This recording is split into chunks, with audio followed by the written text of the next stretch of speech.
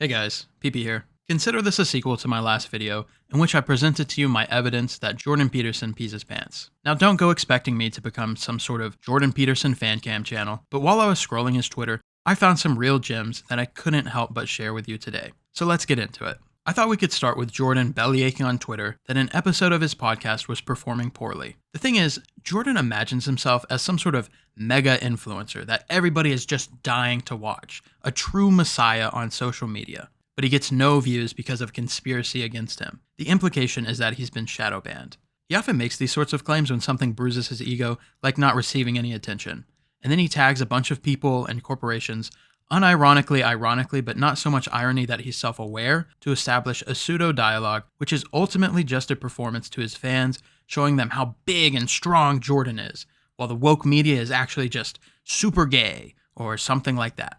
But is this true? I don't know. Let's look into it. At the time he tweeted, his video had 150,000 views in 5 days. Admittedly, this is a touch low for his normal performance, but clearly not out of the ordinary, especially when you consider that this podcast has an extremely boring title and a completely unknown guest. So really, is it that surprising that it underperformed? We can see that Jordan gets a decent amount of views when he has a popular guest like Derek Plates McGee and Dr. Alarmed Boomer with a book to sell, Phil. The views also come in when he does something truly interesting like testify to Congress, with the Congress video earning 330% more views than the complaint video in only 12 hours. Anyways, I also just wanted to point out that Jordan signs off his tweet by tagging Elon, which is a strange behavior he exhibits in a lot of his tweets. He often picks these fights and then he tags Daddy. It's not really relevant to anything, but I find it funny, so I thought I'd point it out. So up next, in this tweet, we have Jordan Peterson calling out the Democrats on Twitter, which as far as I can tell, the Democrats is the official Twitter of the Democratic Party. I don't know who runs it, I don't know who would even care to follow it, but he links to one of their posts and he says, "You are literally celebrating the fascist shadow." I don't know why, but I imagine JP saying this as a teenage incel who just took out his retainer. "You're literally celebrating the fascist shadow." What an idiot.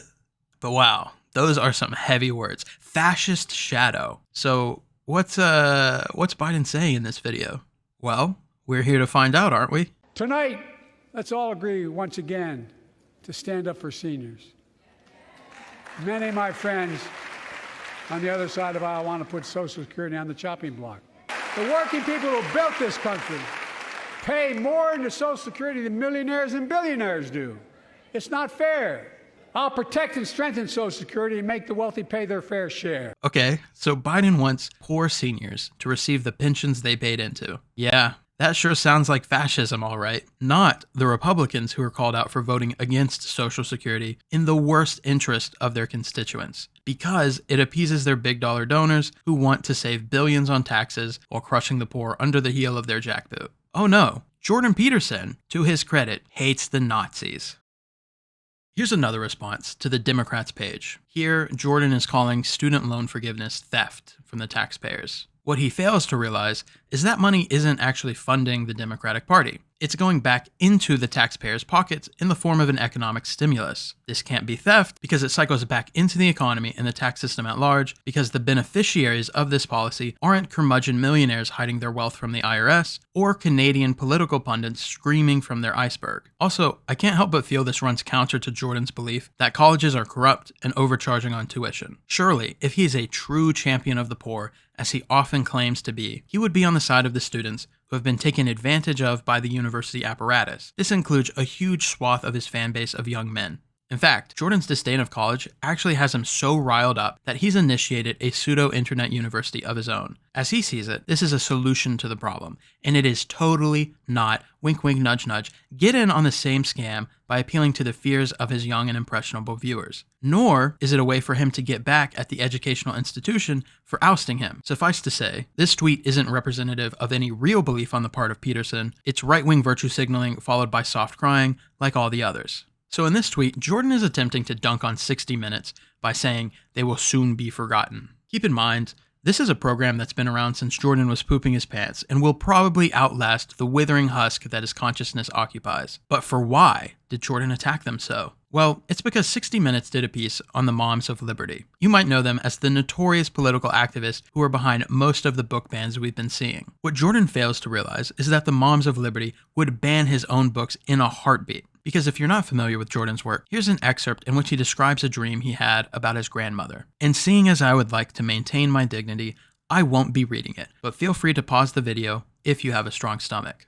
In his most unhinged tweet yet, Jordan is marveling at an article about the shoe bill, and he refers to it as the social justice bird. Having no idea what it meant, I tried to Google it, and only found other tweets from Jordan. This one was from 6 months prior. I'm still unable to figure it out, and I looked at the replies, and even this Jordan Peterson acolyte couldn't put his finger on what Canadian Kermit was trying to say. My best guess is that the bird is from Africa, which he singularly misaligned with wokeism, because Africa, black people, diversity, woke. He has another tweet about a long-billed bird being the aquatic social justice bird. The only similarity I can see is maybe the size of its nose? I don't know. I'll leave that thought there. Is it something about being a dinosaur? Is Jurassic Park woke? I have no idea. The only link to politics I can see is that this response came on the morning of October 7th. I have no idea. I don't think Jordan does either. Maybe somebody should check his blood content for bins. Here is a favorite of mine. In response to PragerU propaganda, Jordan says the spirit of tyranny resides in the mob. What he fails to acknowledge is that the mob consists of the general population, which is the body of democracy. And tyranny is often what he's advocating for, because tyranny, as a form of greed, resides in the individual, and the mob keeps the individual in check. Bonus points for untrammeled, though. Jordan's thesaurus actually went pretty hard right here. Oh wait, no, this one's my favorite. Jordan Peterson says to the Associated Press, "You have become pathetic beyond comprehension, and the woke death will soon visit you." Good God, I can't imagine what the AP must have posted to receive such vitriol. Oh wait, it's actually the most banal article I've ever read about how a city that limited street parking hasn't had any pedestrian deaths. But what I love about this is trying to figure out why Jordan hates it. Obviously, Jordan's become an oil shell, as is wont to happen when one occupies right-wing spaces for long enough. Is that what this is? Is Jordan so emotionally invested in the street parking of a city because it means more cars are being used, which means more gasoline is being used, which means Exxon stays in business, and that lets Jordan sleep at night? Is that really why the AP is pathetic? Really? Or is Jordan lamenting lower pedestrian deaths? Because that's what it looks like, and I don't know which is worse. Because they're both pathetic. Jordan Peterson is pathetic. The Associated Press isn't even the town who implemented this policy. They just published a quaint little article about it. And Jordan soiled himself in his rage. Moving on, this one is actually quite sad. Jordan retweets a video detailing the result of mutually assured destruction with Russia, and he adds his own caption, which I find to be a puzzling string of words that I can't quite decipher. He says, "Here's what our idiot, moralizing, woke leaders continue to toy with, folks." I get that there's a layer of sarcasm here, but I'm not quite sure what he's saying. Is he saying global nuclear war is the result of feminists? As if wokeness is a concept that exists beyond right-wing media grifters. Because it's not. But yes, Jordan, why not? Let's say the feminists really want to end the world in nuclear Armageddon. Can't you see? The hair dye was a ploy this whole time. You fell victim to one of the classic blunders. Never debate the woke moralist when their goals were really global annihilation. And not just, I don't know, living with dignity.